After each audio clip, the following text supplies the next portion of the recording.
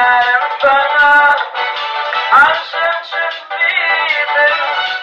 Keyiflice yanımdan çıkmadım. Evet yarım sana arşın çıktıydım. Keyiflice yanımdan çıkmadım. Elbet dedin arkayın pandildi. Efendim böyle yettim ayrı çıkmadım.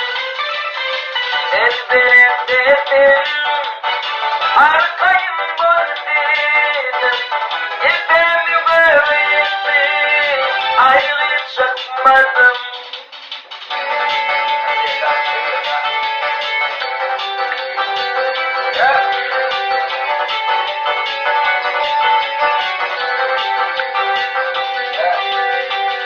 Vararken ayladım elime. Gelin sanıp bir yakim zanediye gülüme. Gelin görme radi akıllı bulma. Nedir çıkmak el dünya nasıl kötürme. Kim elinde tutup uzamata taramadıyım. Ayna kaklanı okyana alçıktı neredeyim.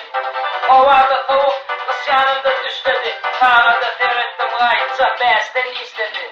Sevgilim bunun yuvuşu yetler. Gelmedim mi getiremeydi vatan yaplar. Gelmedim bunun yuvuşu yetler. Gelmedim mi getiremeydi vatan yaplar. Kaldodomdan getir yerini yaplar. Kadarımı gidip sende çıkmadım. Kaldodomdan getir